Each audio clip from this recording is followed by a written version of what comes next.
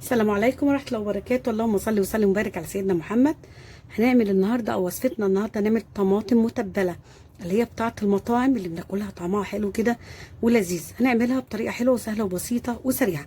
دي كمية الطماطم بتاعتي، انا مش عارفة هي كمية دي كيلو اقل من كيلو. المهم ان انا منقياها من التلاجة، يعني جامدة. لازم الطماطم بتاعتنا تبقى جامدة كده وناشفة يا جماعة. هبتدي بقى ان انا هقطع الطماطم بتاعتي كده. دي اول خطوة، ان احنا نقطع الطماطمايه. نقطعها كده كده يا جماعه، ونشيل الجزء ده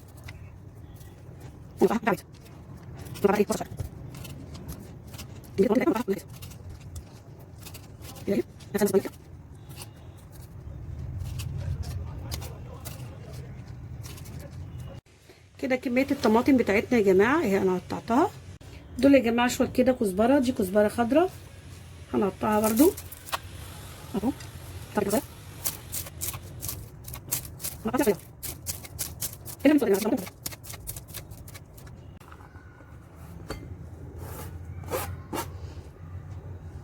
ده قرن فلفل حار يا جماعه، وده ممكن تستبدلوه لو انتوا مش بتحبوا الحار، تقدروا ان انتوا تستبدلوه برومي.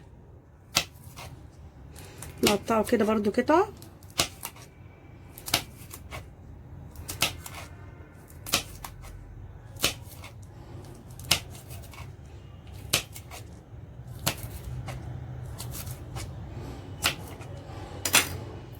كده برضو الفلفل بتاعنا، وكده ما شاء الله الخضار بتاعنا اتقطع. نحط بقى التوابل بتاعه السلطه اللي هي الطماطم اللي بتعملها بالمعلقه صح. دي واحده ليمونيه كده معصوره، عصير ليمونيه.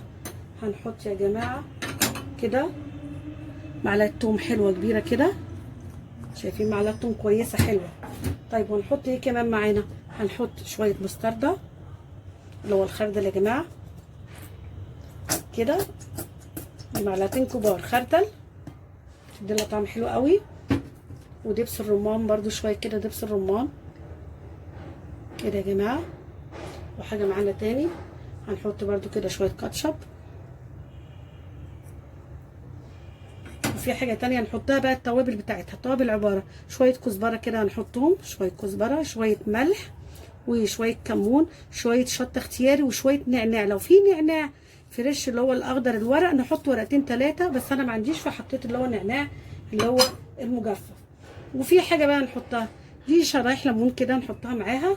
وهقلب كل بقى الطماطم بتاعتنا الحلوه الجميله دي كده في قلب بعضها. في حاجه كمان انا هحطها شويه خل، معلقه كده خل، معلقه خل.